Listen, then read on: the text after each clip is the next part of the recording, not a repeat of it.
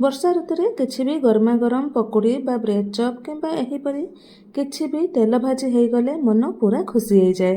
ତେଣୁ ମୁଁ ଆପଣମାନଙ୍କ ପାଇଁ ନେଇ ଆସିଛି rainy season special 3 in 1 combo pakora.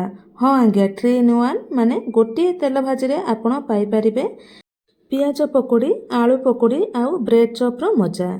ତେଣୁ ବିଳମ୍ବ ନକରି ଏହି ରେସିପି କରିବା ଚାଲନ୍ତୁ।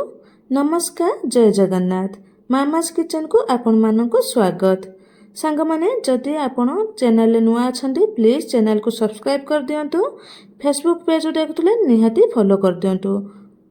ଏହି ପକୋଡ଼ା ପ୍ରସ୍ତୁତ କରିବା ପାଇଁ ପ୍ରଥମେ ଆମେ ଆଳୁ ମସଲା ପ୍ରସ୍ତୁତ କରିନେବା। ଆଳୁ ମସଲା ପାଇଁ ମୁଁ ଏଇଠି ଗୋଟିଏ ପ୍ୟାନ୍ରେ ଅଳ୍ପ କିଛି ଅଏଲ୍ ଦେଇଦେଇଛି। ଅଏଲ୍ ଦେଇସାରିବା ପରେ ସେଥିରେ କିଛି ଜିରା ଫୁଟେଇ ନେଇଛି। ଫୁଟେଇ ସାରିବା ପରେ କିଛି ବୁଟ ଡାଲି ଦେଇଦେଇଛି। ବୁଟ ଡାଲି ଟିକେ ଭାଜି ହେଇଯିବା ପରେ ବାଦାମ କିଛି ଦେଇଦେଇଛି।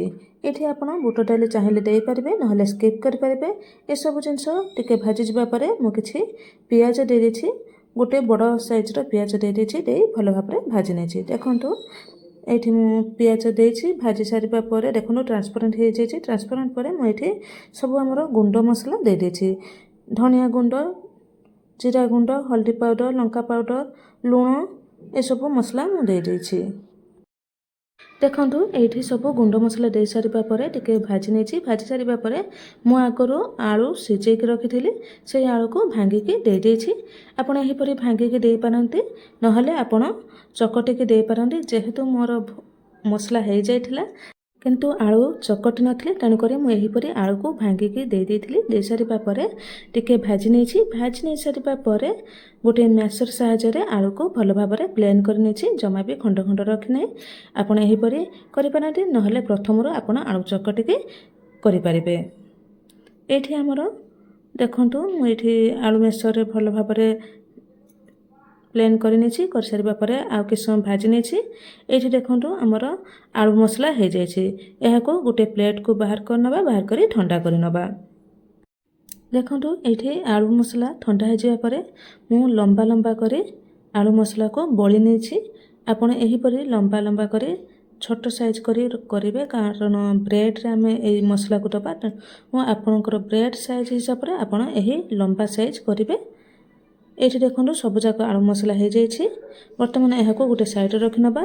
ଏଇଠି ମୁଁ ଦେଖନ୍ତୁ କିଛି ବ୍ରେଡ଼୍ ନେଇଯାଇଛି। ବ୍ରେଡ଼୍ ନେଇସାରିବା ପରେ ତା ସାଇଡ଼ରୁ କାଟି ନେଇଛି। ବ୍ରେଡ଼ରେ ଥିବା ବ୍ରାଉନ୍ କଲର୍ ସାଇଡ଼କୁ କାଟି ନେବା। କାଟି ସାରିବା ପରେ ଆମେ ବେଲି ନେବା। ଏଠି ଗୋଟେ କଥା ଧ୍ୟାନ ଦେବା, ଆପଣ ଯେତିକି ପକୋଡ଼ା କରିବା ପାଇଁ ଚାହୁଁଛନ୍ତି ସେହି ହିସାବରେ ବ୍ରେଡ଼୍ ଆପଣ କାଟିବେ। ଯଦି ଆପଣ 8-10ଟି ପକୋଡ଼ା କରିବା ପାଇଁ ଚାହୁଁଛନ୍ତି, ତାହେଲେ 8ଟି କିମ୍ବା 10ଟି ବ୍ରେଡ଼୍ ଆପଣ କାଟି ନେବେ। ଏଇଠି ଦେଖନ୍ତୁ ମୁଁ ଯେତିକି କରିବା ପାଇଁ ଚାହୁଁଥିଲି ଏଇଠି ବ୍ରେଡ଼୍ ସବୁ କାଟି ନେଇଛି। କାଟି ସାରିବା ପରେ ଏଇଠି ମୁଁ ବ୍ରେଡ଼୍କୁ ବେଲି ନେଇଛି। ଜମା ବି କିଛି ପାଣି ଦେବା ଆବଶ୍ୟକ ନାହିଁ। ନର୍ମାଲି ଏହିପରି ବ୍ରେଡ଼୍କୁ ବେଲି ନେବେ।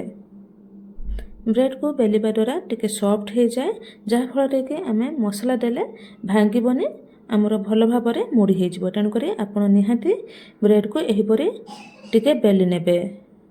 ଏଇଠି ଦେଖନ୍ତୁ ଯେତିକି ପକୋଡ଼ା କରିବା ପାଇଁ ଚାହୁଁଥିଲି ସେହି ହିସାବରେ ମୁଁ ବ୍ରେଡ଼୍କୁ ବେଲି ନେଇଛି।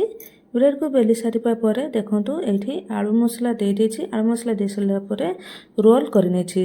ନର୍ମାଲି ଆପଣ ରୋଲ୍ କରିନେବେ, ଜମା ବି ପାଣି ଦେବା ଆବଶ୍ୟକ ନାହିଁ। ନର୍ମାଲ ରୋଲ୍ କରି ଆପଣ ପ୍ଲେଟ୍ରେ ରଖିନେବେ।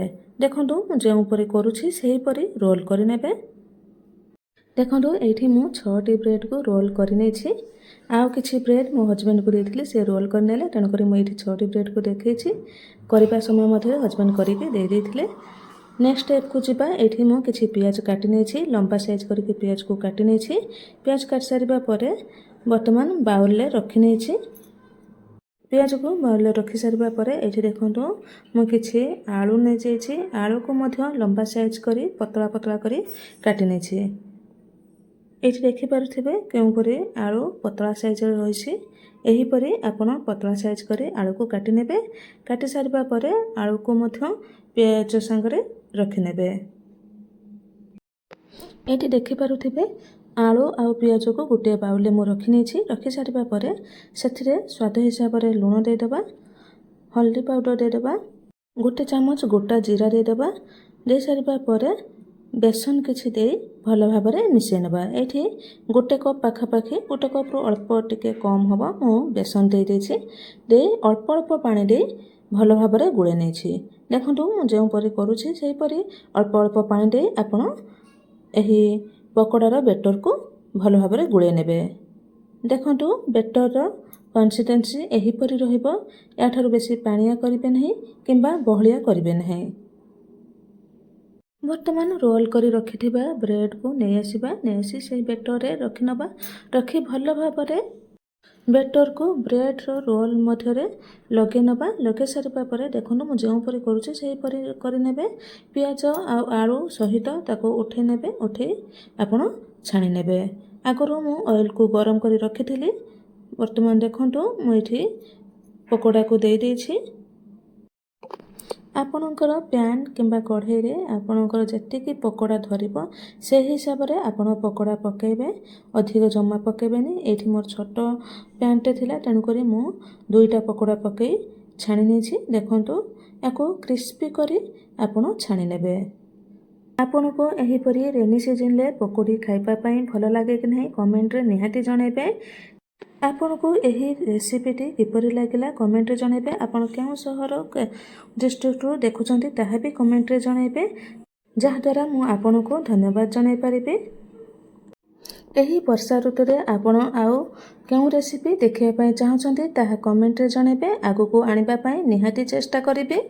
ଦେଖନ୍ତୁ କଥା ହେବା ସମୟ ମଧ୍ୟରେ ଏଇଠି ପକୋଡ଼ା ଭଲ ଭାବରେ କ୍ରିସ୍ପି ହୋଇଗଲାଣି। ବର୍ତ୍ତମାନ ଏହି ପକୋଡ଼ାକୁ ଛାଣି ନେବା। ଏଇଠି ଦେଖନ୍ତୁ ମୁଁ ସବୁଯାକ ପକୋଡ଼ା ଛାଣି ନେଇଛି। 2ଟା ଯାକ ପକୋଡ଼ା ଛାଣି ନେଇଛି। ଛାଣି ସାରିବା ପରେ ନେକ୍ସଟ ଆଉ କିଛି ପକୋଡ଼ା ପକାଇ ନେଇଛି। ଆଗ ପରି ମଧ୍ୟ এই ପକୋଡ଼ାକୁ ବି ଛାଣି ନେବା। ଏଇଠି ଦେଖନ୍ତୁ ନେକ୍ସଟ ଫେଜ୍ର ପକୋଡ଼ା ମଧ୍ୟ ହୋଇଗଲାଣି। ଏହିପରି କରି ମୁଁ ସବୁଯାକ ପକୋଡ଼ାକୁ ଛାଣି ନେଇଛି। ଏଇଠି ଆମର ସବୁଯାକ ପକୋଡ଼ା ହୋଇଯାଇଛି। ଏଇଠି ମୁଁ ଗୋଟିଏ ପକୋଡ଼ା କାଟିକି ଦେଖାଉଛି। ଦେଖିପାରୁଥିବେ କେତେ ବଢ଼ିଆ ହେଇଛି ପକୋଡ଼ାଟି। ଭିତରେ ଆଳୁ ମସଲାର ଟେଷ୍ଟ ରହିଛି, ଉପରେ ପିଆଜର କ୍ରଞ୍ଚିନେସ୍ ରହିଛି ଆଉ ଆଳୁ ପକୋଡ଼ିର ଟେଷ୍ଟ ମଧ୍ୟ ରହିଛି। ବର୍ଷା ସିଜନରେ ଏହିପରି ଘରେ ପକୋଡ଼ା ପ୍ରସ୍ତୁତ କରନ୍ତୁ, ନିଜେ ଖାଆନ୍ତୁ, ସମସ୍ତଙ୍କୁ ଖୁଆନ୍ତୁ। କିପରି ଲାଗିଲା କମେଣ୍ଟରେ ଲେଖନ୍ତୁ। ଭଲ ଲାଗିଥିଲେ ଲାଇକ୍, ସେୟାର, ସବସ୍କ୍ରାଇବ୍ କରିବେ। ଫେସବୁକ୍ ପେଜରୁ ଦେଖୁଥିଲେ ନିହାତି ଫଲୋ କରିଦେବେ। ରହୁଛି ଧନ୍ୟବାଦ। ଜୟ ଜଗନ୍ନାଥ। ପୁଣି ଥରେ ଦେଖା ହେବ ଆଉ ଏକ ନୂଆ ରେସିପିରେ। ସେତେ ପର୍ଯ୍ୟନ୍ତ ରହୁଛି। Till then bye bye.